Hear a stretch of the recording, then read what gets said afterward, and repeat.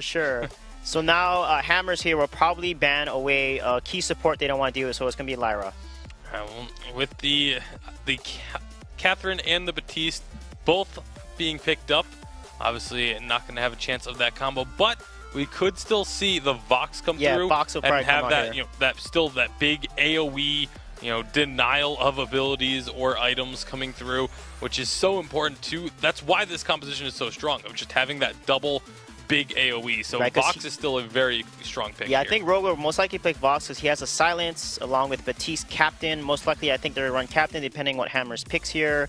Will be a very good choice because the way that they want this composition to work is you want to keep your last pick open to counter pick the jungler.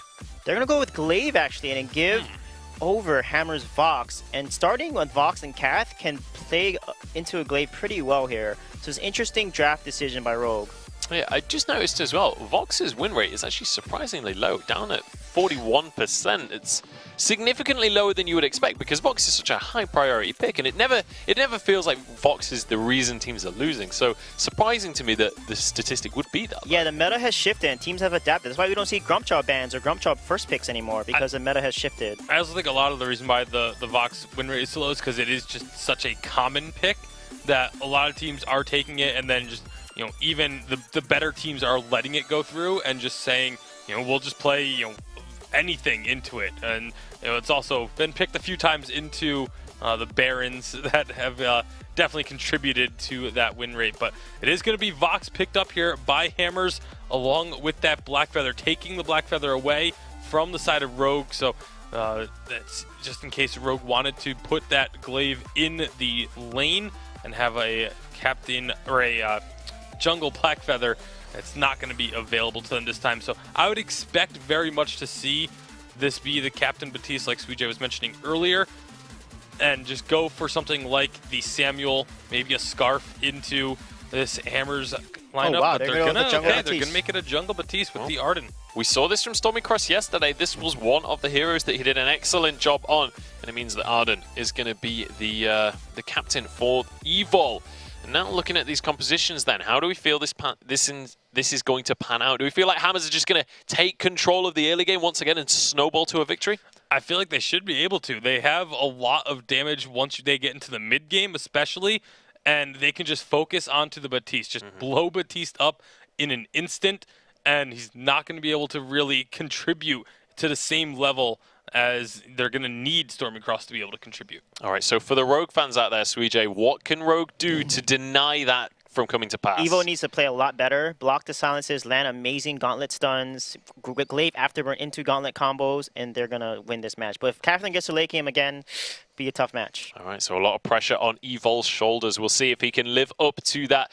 Make sure to get involved on social media. Let us know who you are supporting, whether you want this to go to 3 games or whether you want Hammers to finish things off. Hashtag Vainglory8 on Twitter. But let's get on into game number 2 of our first semi-final. It's the Hollywood Hammers against Rogue. Hey, thanks guys. Once again, Hollywood Hammers, here we go. Round number 2 for them. And now this time it's Scoundrel, Archaic. He's got that Black Feather. And I'm sure he wants to show Stormy Cross what he can do. Yeah, they've also got Playboy Afro on the Catherine again, something that has been so hotly contested in the captain role. It's almost been a rocket leap for Catherine from something that's considered kind of meta. People were playing it every so often because of the insane late game she can get because of her heroic perk, but now it's almost become pick banned for almost every region. European, it was banned almost every game. I think it was every game. And North America, we're seeing it on such a priority. She's going to go and start those stacks up again already. Hammy in the lane that he should receive a little bit of punishment, but he's got the light armor and the Bookie Eulogies. And like I always say about Bookie Eulogies, it really helps prevent punishing matchups in lane because you can just sustain so nicely off the back of it. And alongside Iron Guard contract, I don't expect Hammy to be going down low anytime soon. Most trades will be able to soak back up nicely by killing those minions. Yeah, I absolutely concur. And one thing I've noticed about this, I sounded really sarcastic, and I realise that now, Xcandra, I'm sorry. But I So do good, but completely agree. Okay, good stuff. Now, here we go. There's a fight down in the bottom side of the jungle. Archaic is going to get jumped on here. Stormy Cross has found his revenge. Archaic, that is my black feather. You cannot take it off me. Playboy Afro is going to get the stun. Archaic gets the small amount of shielding. Rogue really want to finish this kill off. Can Stormy Cross do it? Evo with that Vanguard. There comes the Ordain. Archaic jumps straight back in. First blood for Stormy Cross, though. He finds his revenge, and now he's trying to find Playboy Afro as well. Does get the stun on him. Stormy Cross, I don't think he can chase this. Those bad mojos are slowing Playboy Afro, but that potion is healing him a fair bit right now. Ordain comes out once more, but here we go. It does mean Archaic does spawn. Actually popping those boots fairly early. Rogue will escape. I think he was coming in to try and catch Stormy Cross, who didn't want to hang around. He knew that Catherine had bought enough time. Oh, great rotation by starting. Beautiful rotation from starting all over. The target is going to be Evo, though. They're going to leave Stormy Cross alive for the moment. Will be a revenge coming through for Archaic. Does find the kill onto Evil. Now Stormy Cross running for the hills.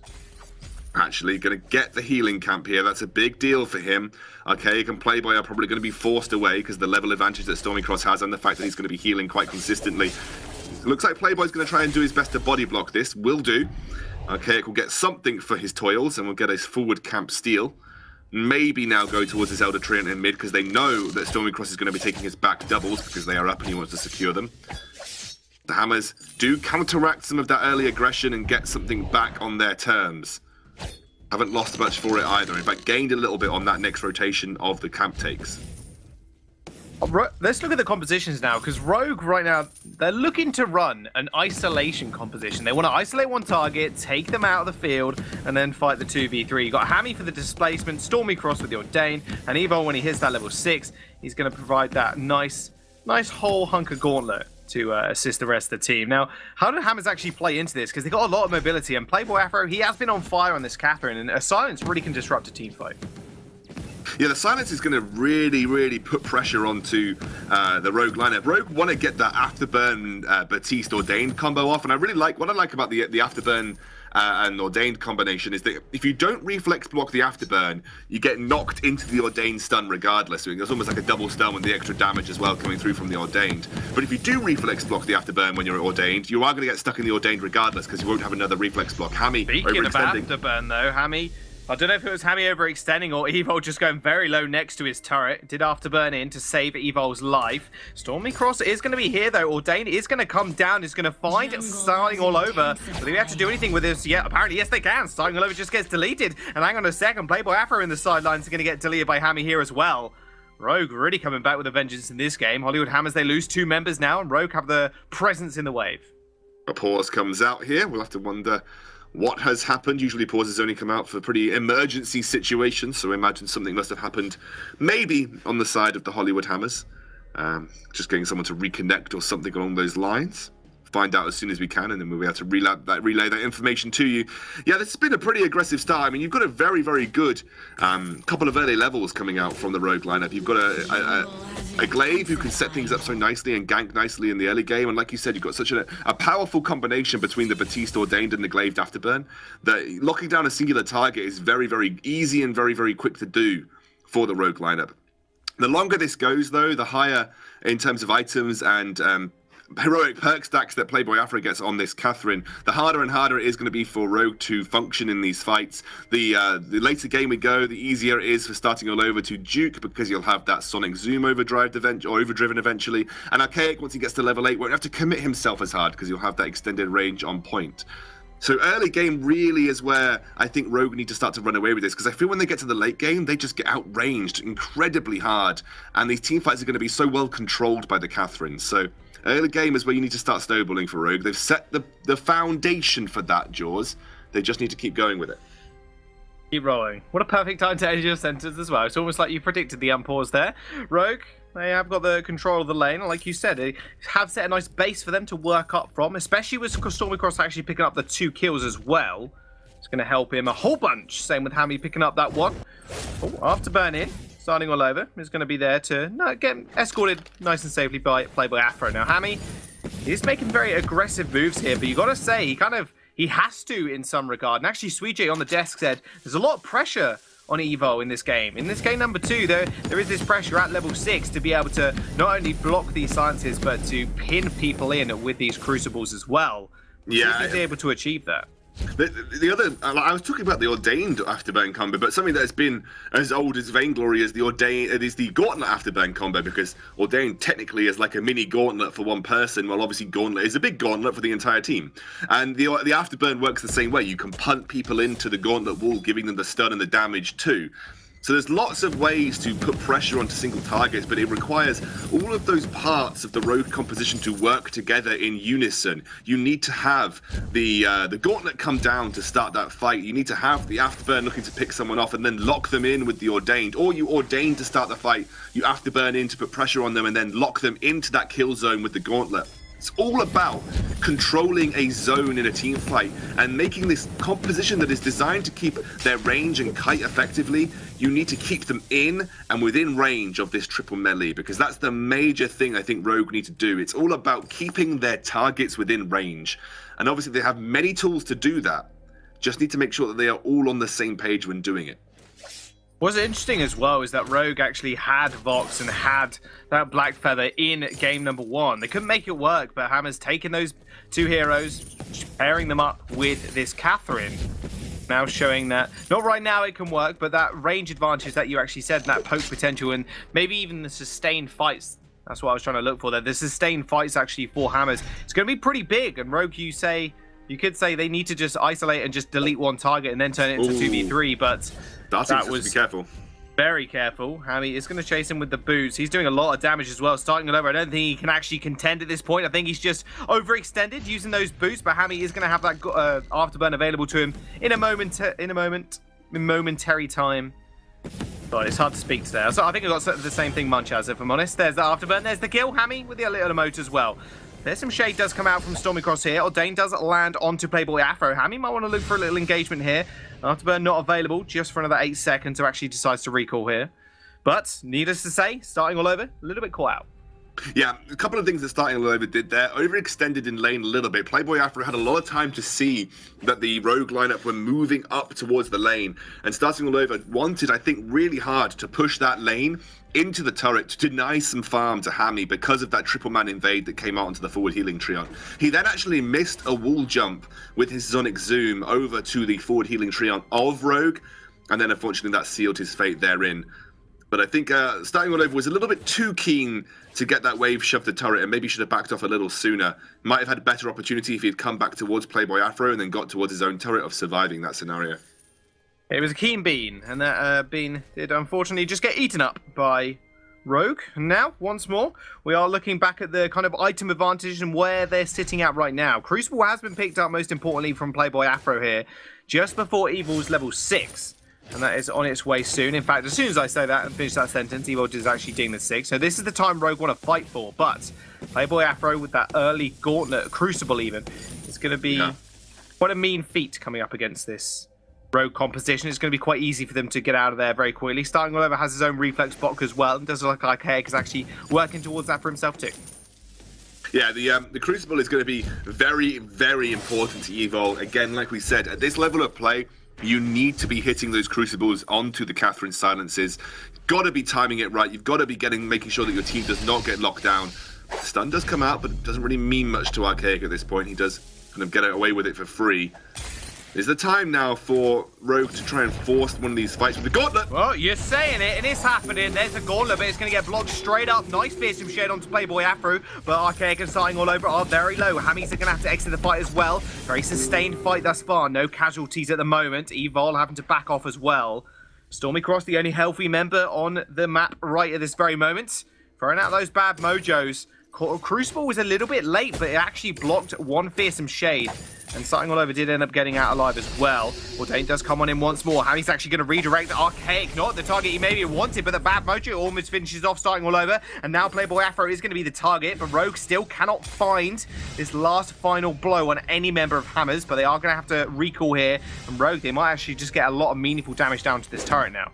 Yeah, they do have Archaic who might try and do some last-ditch on-point attempts to defend this. He does have his C to bail him out, and it does look like Rogue are just going to back straight off off. They didn't have the turret wave to push that. Evo didn't even need to use his fountain in that fight, but the disengage from Hammers was very strong. That's the combo I'm talking about. The afterburn into the gauntlet combo. The problem with the afterburn in that scenario was it actually punted. Yes, it punted starting all over into the gauntlet as soon as it appeared, but it punted in the wrong way. So starting all over was then able to just reflex block and get towards his turret and become safe again. Because again, once you get out of the grasp of this rogue composition as anybody on Hammers, it's very difficult for them to follow up on you again.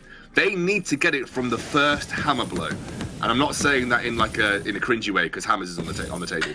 What I'm saying is, when they take that first swing, it needs to hit somebody and hit somebody hard, because if they don't get a kill off the very get-go, it's very hard for them to follow up and find another opportunity, because once Hammer starting all over is out, he's out, right? He's not going to be in range until the afterburn comes off cooldown, and as a weapon power glaive, that afterburn is on a fairly hefty cooldown. So it needs to be a decisive initial blow, like this maybe. Well, Gauntlet's going to come up again. Starting level was actually in that, but they're just going to turn on him regardless. Just gets torn down and torn apart by Stormy Cross. And now that blast tremor didn't really do all too much. A little bit late, that animation came down and Starting level was already dead. Rogue do find the kill, and they're going to push onto this turret now. The problem with starting all over's positioning there, and we don't actually get to say this a lot, is... Hang on a second. Karkake's in a lot of trouble. Playboy Afro as well, taking a fair bit in the front line. Does use that Storm Shield to his advantage, though. Ordain does come out, but it is going to be on Playboy Afro, not Archaic. Now Rogue actually can't push onto this turret. The problem with starting... I'll get onto this in a second, but the problem with starting all over's positioning in that fight, and like we said, we don't really say that a lot about starting. He did a really good juke of the gauntlet with his Sonic Zoom, but he also boxed himself into a corridor, and that corridor allowed a very good opportunity for Stormy Cross to then just finish him off.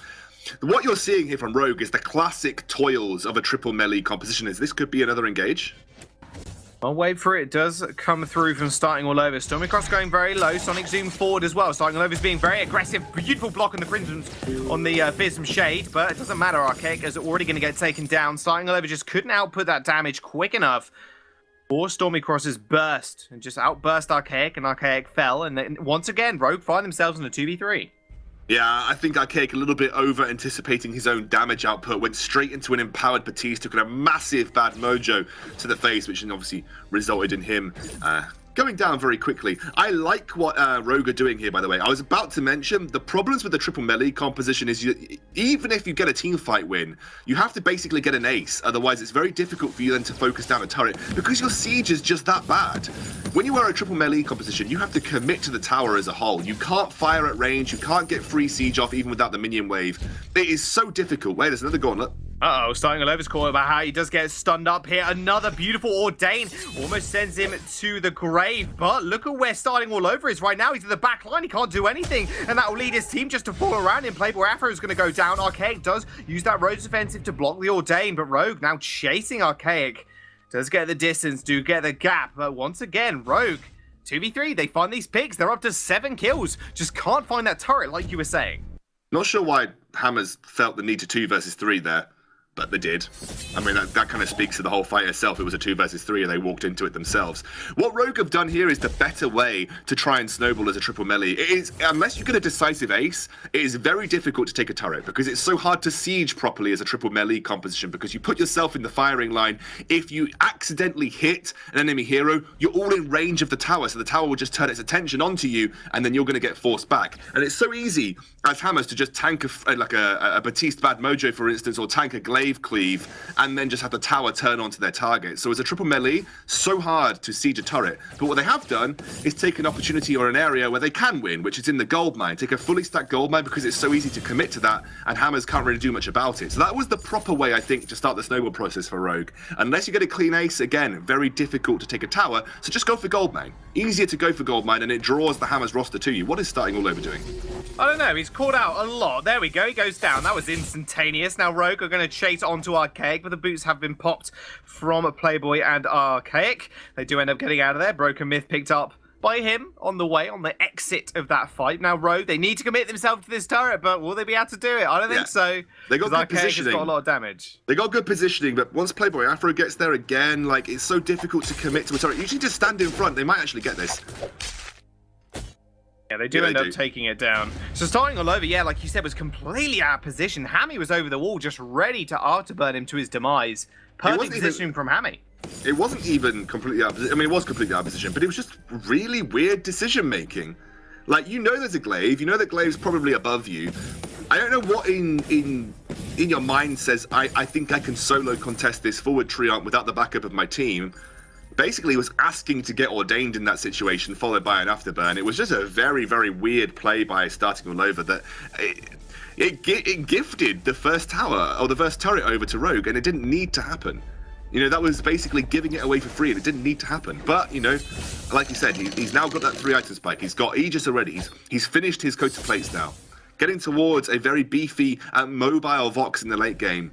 And that's where he's going to find his success versus this Rogue lineup. Triple melee liner. It's been working out for them. They have found the kills. They just really haven't found anything else. There goes the turret. Hammers will find it. Starting all over, gets repositioned. Gauntlet comes down as well. And now Evo is in a 2v1. Beautiful blast tremor. Silences up 2 members, but Rogue still find the kill on starting all over. They are going to chase this one. Ordain does come down. Archaic once more blocking it with that Rose offensive, but there's Playboy Afro. Now he's in the midst of the lineup. Stormycross is just going to chase Archaic. Archaic, I think you're going to go down, buddy. That bad mojo is hella strong at the moment. Shatter Glass and a lot of Pierce as well, even with the clockwork. Okay, it does get out nice and alive, but Rogue still going to take a majority of Hammer's jungle. They're going to get the backs here. I don't know whether they'll get Crystal Sentry, but denying the backs is still very important. An easy source of gold for the enemy jungler at this stage in the game, and getting it out means he doesn't get a rotation for free. Gotta say, props to Evo, that fight. That gauntlet was so good at splitting up the Hollywood Hammers composition. And what you want to do as Hollywood Hammers, ideally, is if starting is going to be focused, the best place for him to kite is back towards his Catherine so she can peel for him, back towards Archaic so he can slow down with the on point. Starting was actually forced to use his Sonic Zoom towards the Rogue's base, which split him entirely and made him such an easy target for them, and it was all set up by a really nice gauntlet from Evo. I think Starting needs to be really wary of his positioning here, because if he splits from the team, he's as good as dead. He needs to be essentially trying to sit on Playboy Afro as much as physically possible. Rogue have a 3,000 gold lead. They are up 8 kills as well. However, the turret lead is 1-1 right now. That is the turret score on your screens. It's not a lie. Hammers, they've, you know, hemorrhaged a few kills, hemorrhaged a few deaths even, but now Rogue just can't seem to find these fights, and now Hammers maybe trying to set something up here. Here comes the wait for it. Doesn't really land on anybody of Rogue, in fact, no one at all. The gauntlet does come down. Now, starting all over is in the middle of this one. Another gauntlet as well, the Echo. Oh my goodness, that looks beautiful. There comes the Fearsome Shade as well. It's going to erase starting all over once more for his 6th kill of the game, but however, Archaic is going absolutely crazy in the backline, but Stormycross is just too much of a match for him. Ordain and a few bad mojos will finish him off, and now Rogue find themselves with 2 kills. That Kraken is on the board. How have they got the damage for it, though? Oh, the Echo Gauntlet, so good at limiting mobility of a highly mobile carry. Stormycross and Evil, I think they might struggle to take this Kraken easily here, and Catherine should be able to do a good job of just disrupting this. It will go down when Stormycross has got that empowered bad mojo, however. It's starting to sort of chunk its way forward, but Catherine, Playboy Afro should be able to do enough to distract this. Stormycross doing a great job of zoning out, and Playboy Afro doesn't want to commit too hard. Evol's pretty low. What does Playboy Afro do here? He does have Blast Tremor. Maybe he uses that to execute Evol. In fact, Hammy is going to be here as well with the reposition. Fearsome Shade comes out, and that just leads to the secure for Rogue on that Kraken. Playboy Afro fairly low. Mercer's pursuit to get out of combat. And now Rogue, they've got the advantage, they've got the kills, and they've got the Kraken that they needed. And now, what do they do with it? We were criticizing Stormy for a poor game last game, but this guy's now 7-0-3 on Batiste. His build path illustrates a build path that has been free to go full offense without the much need for defense at all. The only thing he has to worry about is the on-point damage. No one else is actually threatening Stormycross, because all of Hammer's roster is designed to kite and play defensively and keep starting all over invulnerable. But Stormycross has been allowed, basically for free, to sit on the backline and spam bad mojos, which is basically what he's been doing, with little worry for starting all over actually applying damage to him, because starting all over is continuously hunted by this massive CC chain that Rogue roster are trying to put together. Oh, wait for it does come out to silence one. Now, that's a beautiful block there on the Fearsome Shade. Hollywood Hammer's just creating a little bit of space for themselves to just take out this Kraken. One turret was taken here. Will they be able to take this next one? I'm not sure. That's a lot of damage. That Kraken needs a couple more swings as well.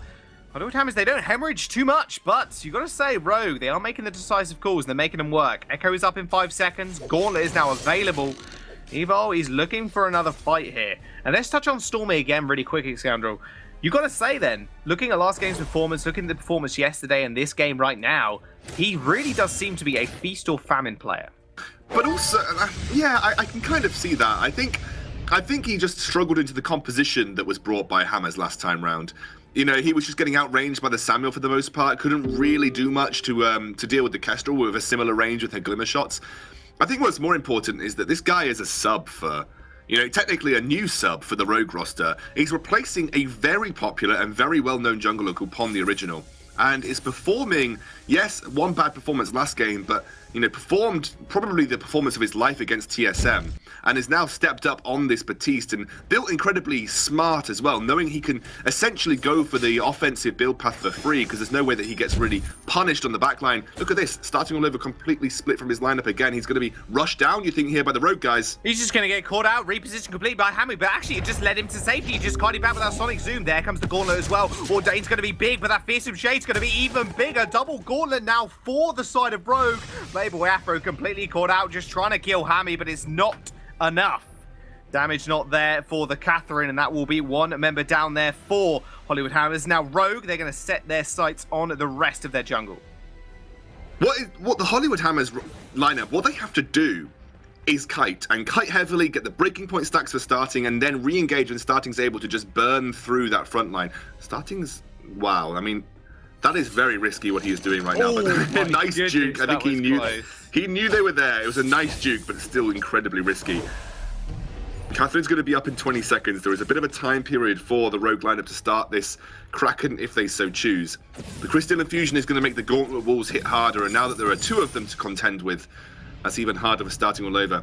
Starting's gone for an Atlas Pauldrons, by the way, because he's afraid, I think, of Hammy here, and I like that a lot. It also does do well into Batiste. People often don't underestimate how Atlas Pauldrons can actually affect Batiste. Every basic attack that Batiste lands helps him stack a soul for his empowerment. So if you slow his basic attacks, you are going to slow his ability to stack those souls.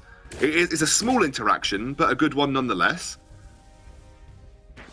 War Treads as well, starting all over, looking to be beefy as possible. Yes, he is. He wants to get out of there as quick as possible as well. Double War Treads on the side of Hammers. Pretty terrifying. Okay, hasn't got past that tier 1 boots at the moment. Hammers, they can't make these proactive plays, it seems. That's all on Rogue. They just need to respond to the aggression. The game's not over yet, though. 2,000 still. The gold lead isn't growing by any stretch of the imagination.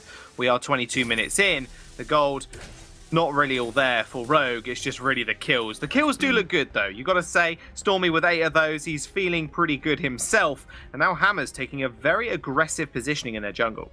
Every time Echo's up, it gives Evo the ability to control the space so well in teamfights, and by getting the double Gauntlet down, it means that choosing something to reflex block and Crucible is just so difficult for starting. Double Gauntlet also means you can't kite back as effectively. You're going to get locked in very easily. There's one.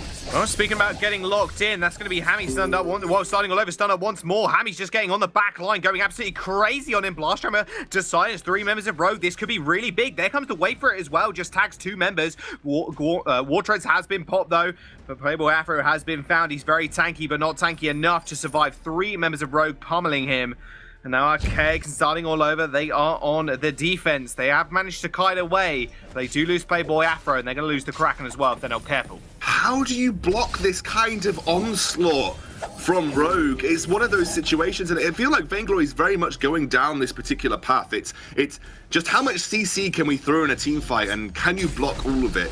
Starting was locked up for the first 3 seconds of that fight continuously. Not quite a steal for Archaic. It's going to be another one. Oh, wait a second. Really good second tier. Yeah, Echo is available to Evo, so he could make the double gauntlet happen in 17 seconds time.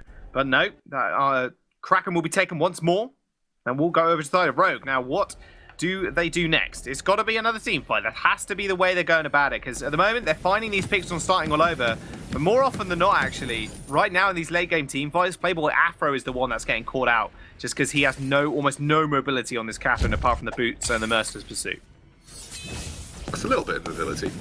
A little bit. It's speed ups. It's not like a dash or anything. Oh, yeah, but Catherine never gets a dash regardless. There's the silence coming out, but it does get blocked. You feel over the wall. Great block there. There's the first here's gauntlet. the gauntlet once again. There's the second one. Starting all over. Kites out. Same with Arcade, though. They are on the back line. He does get feared up, but once again, leaving Playboy Afro for dead. Storm Shield doing a little bit more damage to Rogue, but hey ho, he ends up going down anyway. Starting all over's on the front line. Does get ordained. Now, can they make anything more of this? Starting all over, doing a good job of just kiting away here. Okay, doing the same, but that Kraken still pummeling their base. Hammy going fairly low. Last turret shot doesn't manage to land. And now starting all over, they are just going to go for this chase. Storm across the front line. Ordain does come out. That Mojo does end up just about missing, but that Kraken does manage to take one of those turrets. Starting all over, still going really hard. Does find one kill, finds his revenge, and his first kill of the game. More importantly, Hammy comes up big. Starting all over. Starting.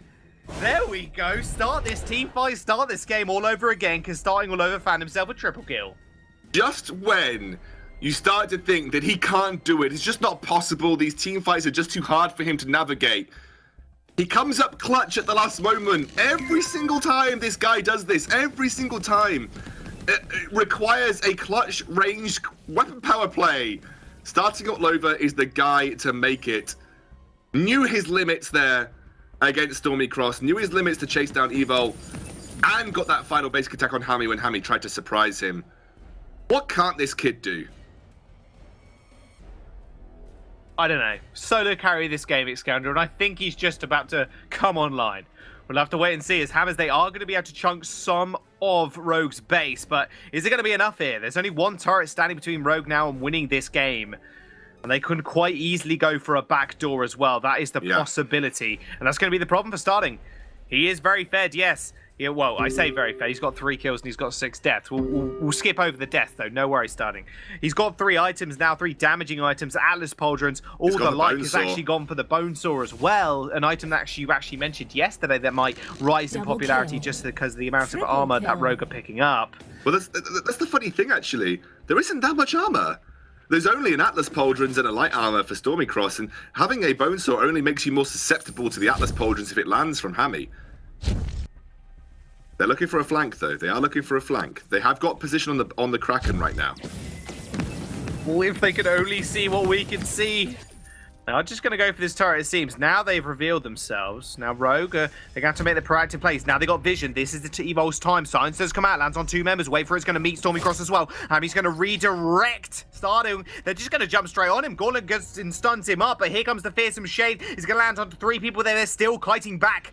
Hammers, they are on the wrong side of the map, but it doesn't seem to matter whatsoever. Archaic almost takes out Stormy Cross. He ends up finding the kill down. Is this the comeback we're seeing right here, Xscoundrel? Evo is going to be the next on the menu for them. They're just going to eat him alive, it seems. He's got no mobility. He can't really go anywhere whatsoever. In fact, starting all over is just going to take one of those camps. Thank you very much. And Evo is going to be the next target. Archaic finds a kill.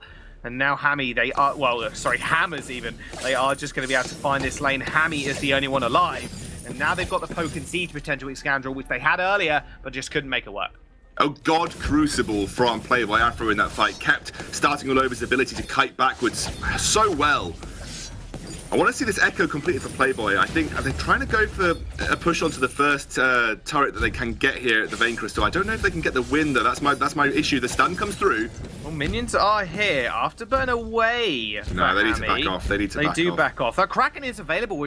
Actually, you've got to think now. If they just turned tail and just ran to the Kraken, they might have just been able to get it, because Hammy would have had to deal with these minions coming into the base, but better late than low, I think. A little bit low, and it's all in hindsight, I guess. Echo's been picked up for Playboy Afro, though.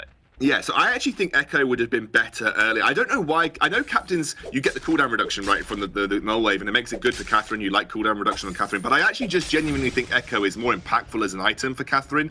I would always think picking that up first a better option, unless you're looking to, unless there is like a hyper carry that you want to burst, and you want to make sure that they can't get the fountain. That's where maybe the null wave gauntlet comes through. But in this situation, I much prefer the team fight control of a double shock blast tremor. I really do, which is why I would have liked to have seen this earlier from Playboy, but he's completed it now. And this should allow Hammers a little bit better in terms of team fight control. They're not going to get spotted out by this flare. Oh no, that's the big silence. Hammy's going to find himself on the back line, but starting all over. He's already got his sights set on Stormy Cross. He's just going to jump straight on him. Gauntlet comes down, but that's already Stormy Cross going down here. Okay, it's fairly low, double Gauntlet. I can't even see what's going on. Too many colours on the screen. Scoundrel. Hammy goes down, and Evo is going to fall as well. I think this might just be the end of the game. Hammers, they turn this one around. Arcade finds his own triple kill, and they're just going to take the series. Hammers 2-0ing Rogue on what looked as such a devastating performance in the early game. I loved the way they played that last fight. I think they realized the weak point of Rogue was the really aggressive build that Stormy Cross had taken. I mean, he went for 3 damage items before he really finished any armor, and by the end of the game was only sitting on a coat of plates. I mean, if that was an Atlas Pauldrons, it might have been a different story when starting all over rushed him in that last fight. I love the way they landed the silence. They chained it into a blast tremor. That meant that Ordained was very delayed, and it allowed starting all over to literally run at Stormy Cross. And once Stormy Cross goes down in these fights, that's the Rogue composition kind of cracked open, because there's nothing really there in terms of big, massive damage threats. So I love the way they played that last fight. Really well played by Hammers. And finally, again, off the back of a starting all over clutch play, they crawled their way into a victory in this series 2-0.